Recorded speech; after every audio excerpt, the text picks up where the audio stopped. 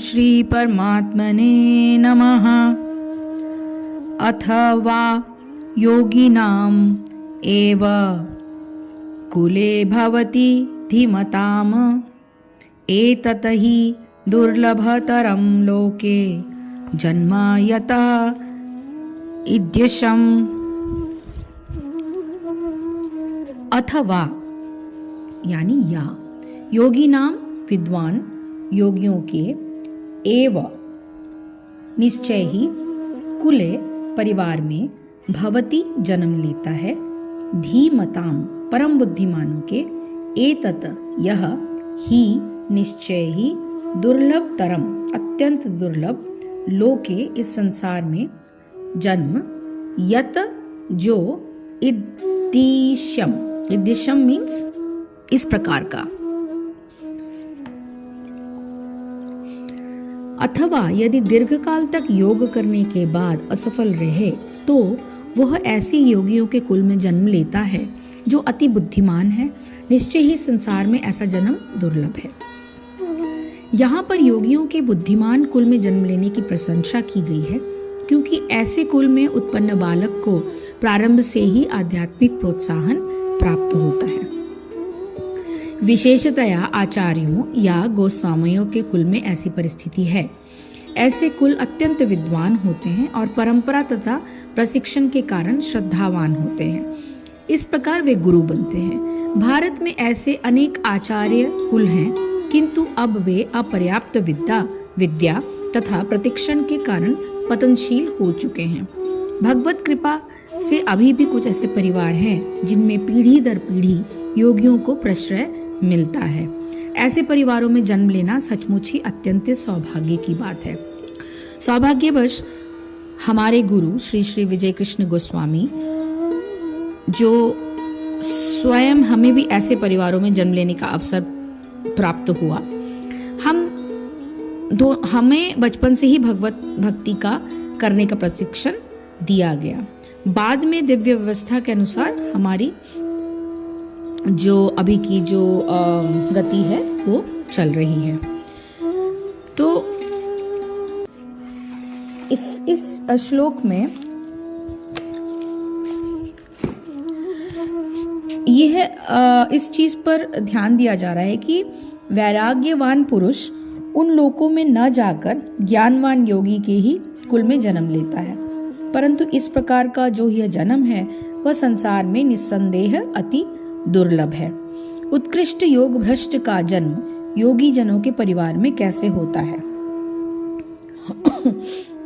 साधन उत्कृष्ट कोटि का होने के कारण ऐसे तीव्र वैराग्यवान व्यक्ति के लिए स्वर्ग आदि उत्तम लोकों का सुख कोई अर्थ नहीं रखता। ऐसा व्यक्ति योग भ्रष्ट होने के कारण पुनः मनुष्य जन्म तो लेता है, परंतु उसका जन्म ज्ञानवान योगियों के घर में होता है। पूर्व श्लोक में कहे गए धनवान कुलों की अपेक्षा योगी के कुल में साधन को तीव्रतम होने का अवसर मिलता है। यहाँ ये भी समझ लेना चाहिए कि योगी से तात्पर्य संसार का त्याग किए हुए विरक्त सन्यासियों से नहीं है। ऐसे महात्माओं का तो अपना कोई परिवार ही नहीं होता, परंतु बहुत से योगी गृहस्थाश्रमी भी होते हैं। हो सकता है कि संसार में उनकी प्रसिद्धि महात्मा के रूप में न हो। ऐसे व्यक्तियों के कुल में जन्म लेकर योग भ्रष्ट जीवात्मा बहुत शीघ्र बालपन में ही पूर्व जन्म के वैराग्य की पूर्णता को प्राप्त हो जाता है। उदाहरण के लिए महर्षि व्यास के पुत्र शुकदेव जी 5 वर्ष की अवस्था में गृह त्याग कर विरक्त सन्यासी की भांति निकल पड़े थे। आधुनिक समय में भी भगवान शंकराचार्य जैसे महान योगी के हृदय में 4 वर्ष की अवस्था में ही वैराग्य का पूर्ण प्रकाश हो चुका था और 8 वर्ष की अवस्था में उन्होंने संन्यास ग्रहण भी कर लिया था। वे 16 वर्ष की अवस्था में सारे वेद शास्त्रों के पूर्ण ज्ञाता हो चुके थे और 32 वर्ष की अवस्था में उन्होंने सारे भारत का भ्रमण करके श्रृंगेरी, पुरी, जोशी मठ और द्वारका में मठों की स्थापना की और गीता उपनिषद आदि की प्रकांड पांडित्य पूर्ण भाष्य रचना करके इस संसार की लीला संवरण कर दी थी। ऐसे योगियों के कुल में जन्म लेने से योग भ्रष्ट पुरुष की उस जन्म में कैसी अवस्था रहती है, इसे बताते हुए भगवान श्लोक संख्या 43 की तरफ बढ़ते हैं।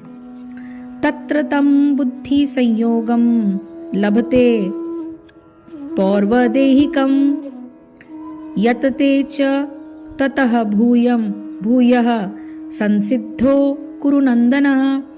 तत्र यानी वहां, तम उस, बुद्धि संयोगम चेतना की जागृति को, लभते प्राप्त होता है, पौर्वदेहिकम पूर्व देह से, यतते प्रयास करता है, च भी, ततः तत्पश्चात, भूयः पुनः, संसिद्धो सिद्धि के लिए, कुरुनंदन हे कुरुपुत्र।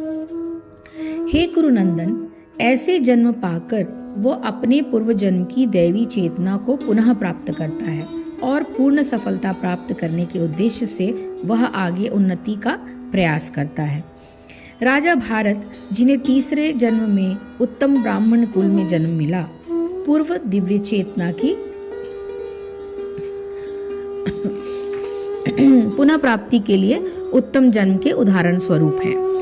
भरत विश्व भर के सम्राट थे और तभी से यह लोक देवताओं के बीच भारतवर्ष के नाम से विख्यात है। पहले ये इलाहवृत वर्ष के नाम से ज्ञात था। भारत ने अल्पायु में ही आध्यात्मिक सिद्धि के लिए संन्यास ग्रहण कर लिया था, किंतु वे सफल नहीं हो सके। अगले जन्म में उन्हें उत्तम ब्राह्मण कुल में जन्म लेना पड़ा और वे जड़ भरत कहलाए, क्योंकि वे एकांतवास करते थे तथा किसी से बोलते न थे। बाद में राजा राहुगण से इन्हें महानतम योगी के रूप में पाया। उनके जीवन से यह पता चलता है कि दिव्य प्रयास अथवा योगाभ्यास कभी व्यर्थ नहीं जाता। भगवत कृपा से योगी को कृष्ण भावनामृत में पूर्ण सिद्धि प्राप्त करने के बारंबार सुयोग प्राप्त होते रहते हैं।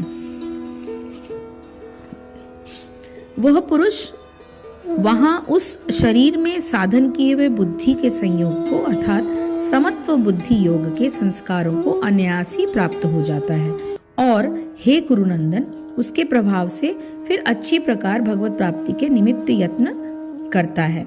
सो योगियों के कुल में जन्म लेने पर सिद्धि की पूर्णता कैसे होती है, उसी की बात इस श्लोक में की गई है। स्पष्ट है कि पूर्व जन्म में जो समबुद्धि रूप योग की अपूर्णता शेष रह गई थी, उसको शीघ्र ही पूर्ण करने का उसे अवसर प्राप्त हो जाता है।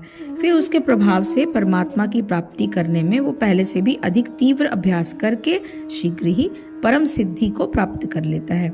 ऊपर जो सुखदेव जी और भगवान शंकराचार्य के उदाहरण दिए गए हैं, वे इसी बात की पुष्टि करते हैं। जो योग भ्रष्ट पवित्र संपन्न घरों में जन्म लेते हैं, उनकी अवस्था बताते हुए भगवान आगे के श्लोकों का वर्णन करेंगे। हरिओम तत्सत, हरिओम तत्सत, हरिओम तत्सत। जय श्री कृष्ण, जय गुरुदेव।